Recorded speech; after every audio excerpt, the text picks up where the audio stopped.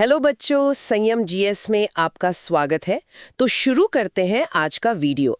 जरा कल्पना कीजिए, एक व्यापारिक कंपनी जो सिर्फ मसालों और कपड़ों का व्यापार करने के उद्देश्य से भारत में दाखिल होती है, लेकिन कुछ ही दशकों में वो अपनी खुद की एक विशाल सेना खड़ी कर लेती है। तो एक कंपनी आखिर एक साम्राज्य में कैसे बदल गई? आज के इस गंभीर सत्र में हम उन्हीं ऐतिहासिक अधिनियमों यानी ब्रिटिश रूल एक्ट्स को डिकोड करेंगे। जी, और ये समझना प्रतियोगी परीक्षाओं के लिए बहुत ही निर्णायक है। हमें ब्रिटिश कालखंड को दो अलग अलग हिस्सों में बांटकर देखना होगा। बिल्कुल। पहला चरण है ईस्ट इंडिया कंपनी का शासन, जो 1773 के रेगुलेटिंग एक्ट से शुरू होकर 1857 की क्रांति के बाद तक चलता है। और दूसरा चरण है ताज का शासन यानी क्राउन रूल, जो 1858 से शुरू होकर 1947 में भारत की स्वतंत्रता तक चलता है। जी, ये विभाजन इसलिए जरूरी है क्योंकि दोनों कालखंडों में कानून बनाने के पीछे ब्रिटिश सरकार की मंशा बिल्कुल अलग थी। तो चलिए उस पहले चरण से शुरुआत करते हैं, जब ब्रिटिश संसद को पहली बार ये एहसास हुआ कि कंपनी उनके हाथ से निकल रही है। 1773 का कालखंड। देखिए, उस समय हालात ऐसे थे कि कंपनी के अधिकारी भारत से अथाह संपत्ति लूटकर ब्रिटेन लौट रहे थे, लेकिन खुद कंपनी दिवालिया होने की कगार पर थी। और इसी विरोधाभास ने ब्रिटिश संसद को मजबूर किया कि वे रेगुलेटिंग एक्ट 1773 लेकर आएं। ये कंपनी को नियमित करने का पहला कदम था, है ना? बिल्कुल सही।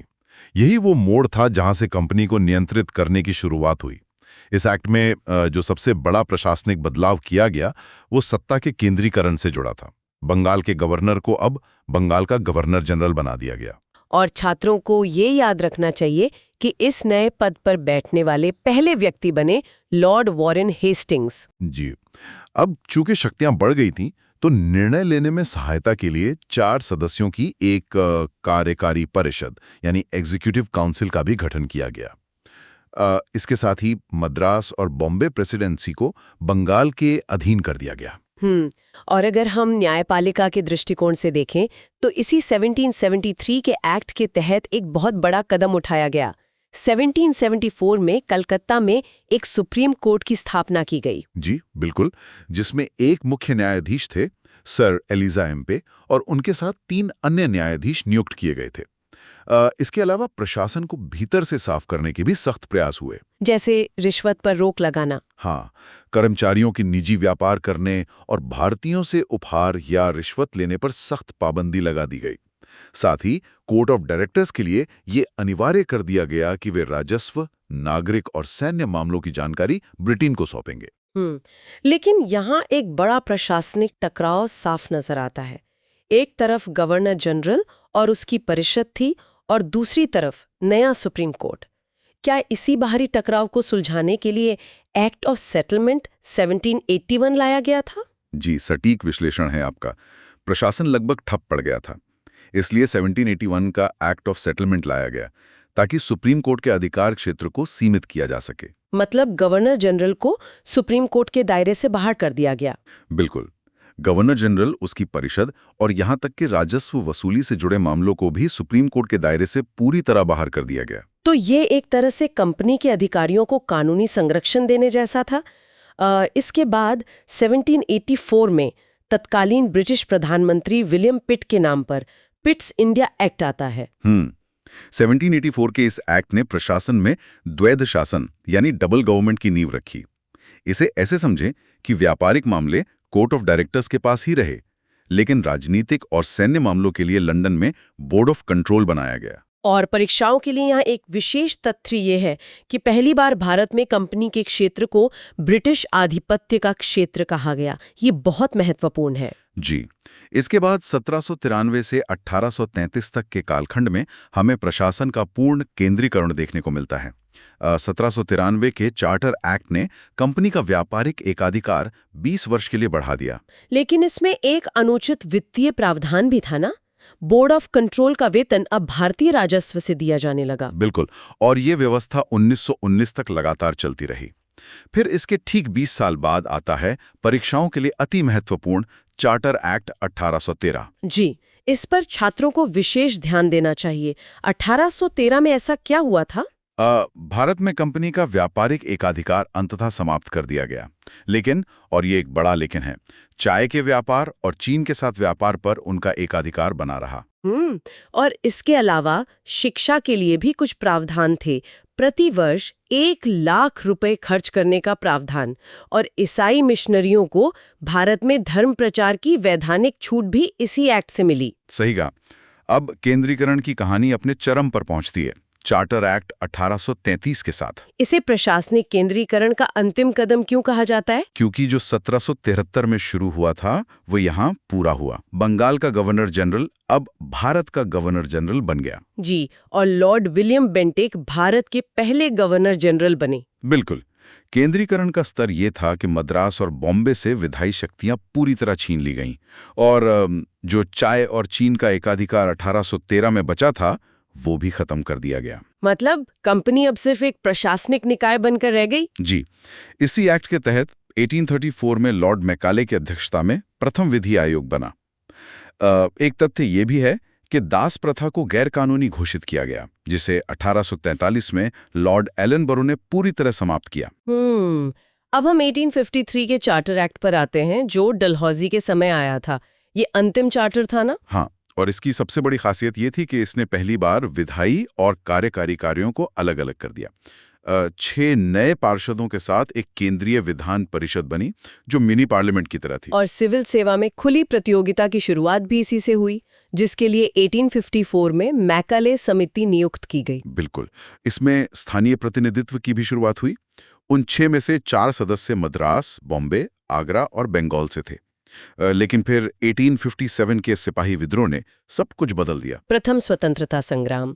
इसके बाद सत्ता सीधे महारानी विक्टोरिया के हाथ में चली गई और भारत शासन अधिनियम 1858 आया। ताज का शासन शुरू हुआ। जी, इसे भारत के शासन को अच्छा बनाने वाला अधिनियम कहा गया। कंपनी खत्म हो गई और गवर्नर जनरल अब वाइसराय बन गया। लॉर्ड कैनिंग पहले वाइसराय बने। मतलब वो अब प्रत्यक्ष प्रतिनिधि थे और वो जो पुराना द्वैध शासन था, बोर्ड ऑफ कंट्रोल और कोर्ट ऑफ डायरेक्टर्स का, वो भी समाप्त हो गया। एकदम सही। उसकी जगह भारत का राज्य सचिव नामक नया पद बना, जो ब्रिटिश कैबिनेट का सदस्य था। उसकी सहायता के लिए 15 सदस्यीय भारत परिषद भी बनाई गई। इसके बाद आता है भारतीय परिषद अधिनियम 1861। ये संवैधानिक इतिहास में युगांतरकारी क्यों माना जाता है? युगांतरकारी इसलिए क्योंकि कानून बनाने में पहली बार भारतीयों को शामिल किया गया। 1862 में लॉर्ड कैनिंग ने बनारस के राजा, पटियाला के महाराजा और सर दिनकर राव को गैर सरकारी सदस्य बनाया। और इसी एक्ट से विकेंद्रीकरण भी शुरू हुआ। मद्रास और बॉम्बे को उनकी विधायी शक्तियां वापस मिल गईं। जी, और 1859 में कैनिंग द्वारा शुरू की गई पोर्टफोलियो प्रणाली को वैधानिक मान्यता मिली। एक और अहम शक्ति मिली वाइसराय को, आपातकाल में 6 महीने तक का अध्यादेश जारी करने की शक्ति। बिल्कुल। आगे बढ़ते हुए 1892 का अधिनियम आता है। ये कांग्रेस की स्थापना के बाद उनके दबाव का परिणाम था। जी, 1885 में कांग्रेस बन चुकी थी। 1892 के एक्ट में अप्रत्यक्ष चुनाव प्रणाली शुरू हुई, हालांकि एक्ट में से नामांकन ही कहा गया। और सदस्यों को बजट पर बहस करने और कार्यपालिका से प्रश्न पूछने का अधिकार मिला, लेकिन वोट देने या पूरक प्रश्न पूछने का अधिकार अभी नहीं था। सही कहा।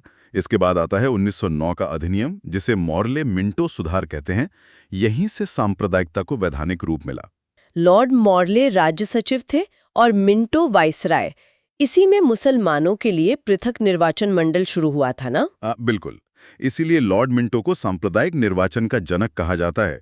इसमें पहली बार किसी भारतीय को वाइसराय की कार्यकारी परिषद में जगह मिली, सत्येंद्र प्रसाद सिन्हा विधि सदस्य के रूप में। और विधान परिषदों का आकार 16 से बढ़ाकर 60 कर दिया गया। सदस्यों को अब पूरक प्रश्न पूछने का अधिकार भी मिल गया। जी, अब हम इस यात्रा के सबसे महत्वपूर्ण चरण में प्रवेश करते हैं। 1919 से 1935 तक का सफर। 1919 का भारत शासन अधिनियम, जिसे मॉन्टेग्यू चेम्सफोर्ड सुधार कहा जाता है, इसका उद्देश्य उत्तरदायी सरकार की शुरुआत था। यहाँ छात्रों को द्वैध शासन पर ध्यान देना चाहिए। प्रांतों में द्वैध शासन शुरू हुआ। जी, प्रांतीय विषयों को बांटा गया। हस्तांतरित विषय जैसे शिक्षा, स्वास्थ्य, ये गवर्नर और भारतीय मंत्रियों के पास थे, और आरक्षित विषय जैसे पुलिस, राजस्व, ये गवर्नर और उसकी कार्यकारी परिषद के पास थे। और केंद्र में पहली बार द्विसदनीय व्यवस्था आई। राज्य परिषद और केंद्रीय विधानसभा। प्रत्यक्ष निर्वाचन भी शुरू हुआ और महिलाओं को पहली बार सीमित मताधिकार मिला। बिल्कुल। सांप्रदायिकता का भी विस्तार हुआ। सिखों, ईसाइयों, एंग्लो इंडियन और यूरोपियों के लिए पृथक निर्वाचन लागू कर दिया गया। एक और महत्वपूर्ण बात, एक केंद्रीय लोक सेवा आयोग का प्रावधान किया गया। जी, और 1926 में ली आयोग की सिफारिश पर उसी यूपीएससी का गठन हुआ। अब हम भारत शासन अधिनियम 1935 पर आते हैं। ये हमारे वर्तमान संविधान का सबसे बड़ा ब्लूप्रिंट है। ये बहुत विस्तृत था। इसमें 321 धाराएं और 10 अनुसूचियां थीं। अखिल भारतीय संघ का प्रस्ताव था जो रियासतों के न जुड़ने से कभी नहीं बन सका। और शक्तियों का विभाजन भी हुआ। संघीय सूची में 59 विषय, प्रांतीय सूची में 54 और समवर्ती सूची में 36 विषय रखे गए। जी, और जो अवशिष्ट शक्तियां थीं वे वायसराय को दे दी गईं। प्रशासनिक स्तर पर सबसे बड़ा कदम था प्रांतों में द्वैत शासन समाप्त करके प्रांतीय स्वायत्तता देना, और वही द्वैत शासन अब केंद्र में लागू कर दिया गया। इसी एक्ट में हिल्टन यंग कमीशन की सिफारिश पर आरबीआई की स्थापना हुई और 1937 में दिल्ली में संघीय न्यायालय बना, जिसके पहले मुख्य न्यायाधीश सर मॉरिस गुएर थे। बिल्कुल। 1937 में ही बर्मा को भारत से अलग किया गया। मताधिकार का 10% आबादी तक विस्तार हुआ और दलितों, महिलाओं, मजदूरों के लिए अलग निर्वाचन की व्यवस्था की गई। इस गंभीर विश्लेषण के बाद अब हम अंतिम पड़ाव पर हैं, भारतीय स्वतंत्रता अधिनियम 1947। जी, ये 3 जून 1947 की लॉर्ड माउंटबेटन योजना पर आधारित था, जिसे 18 जुलाई 1947 को शाही स्वीकृति मिली। और अंततः 15 अगस्त 1947 को ब्रिटिश शासन समाप्त हुआ। 2 डोमिनियन बने, भारत और पाकिस्तान। वायसराय का पद समाप्त हो गया और दोनों देशों के लिए गवर्नर जनरल बने। भारत के लिए लॉर्ड माउंटबेटन और पहले भारतीय गवर्नर जनरल सी राजगोपालाचारी। दोनों देशों की संविधान सभाओं को पूर्ण संप्रभुता दे दी गई। देशी रियासतों से ब्रिटिश परमसत्ता समाप्त हो गई और भारत का सम्राट की उपाधि भी हमेशा के लिए खत्म कर दी गई। बिल्कुल, ये इस पूरी ऐतिहासिक यात्रा का अंतिम सत्य था। तो छात्रों, अंत में मैं गंभीर विचार छोड़ना चाहूंगी। सोचिए, जिन कानूनों से ब्रिटिश हुकूमत ने भारत को अपने नियंत्रण में रखा था, उसी ढांचे के कई हिस्सों को हमने अपने लोकतांत्रिक संविधान की नींव कैसे बनाया होगा? इस ऐतिहासिक निरंतरता पर विचार जरूर कीजिएगा। जी, ये शोध का एक बहुत ही महत्वपूर्ण विषय है। पिचू, वीडियो अच्छा लगा हो तो लाइक करें, शेयर करें और चैनल को सब्सक्राइब जरूर करें। तो मिलते हैं नेक्स्ट वीडियो में।